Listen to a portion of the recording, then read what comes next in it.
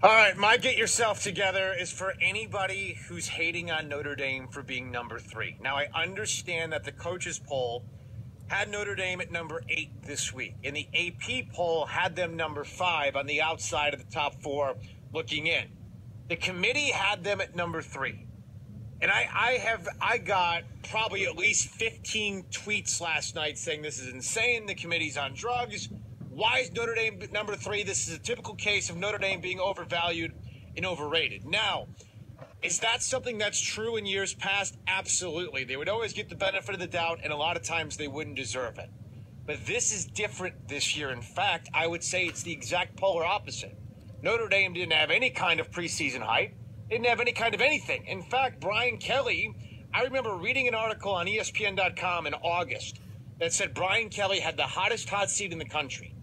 Now we're sitting here and it's November now, and we're not even talking about this guy on the hot seat. Now we're talking about them as the number 3 team in America. How do they get it done? It's not overreaction. It's not overvalue. They are showing up and beating teams down, okay? They have beaten Michigan State, who's ranked in the top 25, on the road by a final score of 38-18. They beat USC, who's number 17 in the rankings that came out, 49-14. And they beat NC State, who's also ranked in the top 25. They beat them last week 35-14. They got a legit Heisman Trophy candidate running back who's nearly run for 2,000 yards in Josh Adams. And Mike Elko has fixed the defense. And that's why Notre Dame is not overrated. Based on what they've done so far, they are appropriately rated. They have the number 10 scoring defense in America. Now, Kirby Hocutt did his best to explain why Notre Dame was number 3 yesterday, even though a lot of you weren't satisfied with it. But in case you missed it, here's what Kirby said about the Irish. 3 through 7, very close. And Notre Dame's 3 wins over teams ranked in this week's top 25, as well as their 1 loss coming to number 1 Georgia by only 1 point, gave them the slight edge in the number 3 spot this week. I get Notre Dame is the most hated brand in college football. I get the most polarizing brand in college football. And I understand a Notre Dame fatigue factor over the course of a lot of your lifetimes. I get that. But to me, based on what we've seen and what I just laid out, that's not happening this time. So anybody questioning Notre Dame at number 3, not to say they won't fall apart the rest of the year, we don't know. But based on what we've seen up to this point, and that's all we can talk about, because that's all we know, they deserve to be there at number 3. So for any of the doubters out there, you must get yourself together. And Allie, just for good measure, hit play. I was going to say, wake up, the echoes cheering. You bring this on yourself. I'm encouraging. Great song. No. You need to play the whole thing because you encourage this. You are a homer for Notre Dame, self-professed. You did this to yourself by visiting your beloved campus again. You and Allie going and doing a show there. That particular song right there was being led by you.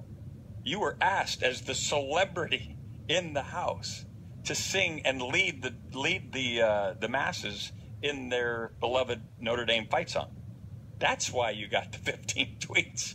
Not because it was unfair, but because you are a homer. You're not seeing this objectively, whether it's fair or not fair, which I am seeing it very objectively. Was this objective? Can you play that whole thing and the introduction is? You don't have the introduction? That's you singing, is it not? So you're saying because I was a part of that, I cannot be objective? You let it. Can you understand why hold on a second. Why there would be those who would question your objectivity? Was there anything that I said just now that was wrong? I don't say that it was wrong. I agree. I'm asking you a question. You agree with it. Then why are you giving me crap right now? Because I'm saying because you can't resist. You literally cannot resist making my life hell. Let me ask you this question. Let me ask you a question. Ask. Okay. Did Gene Smith get to vote on Ohio State? No. Did Dan Radakovich get to speak on Clemson? No. Did Frank Beamer get to talk about Georgia? Nope. And why not?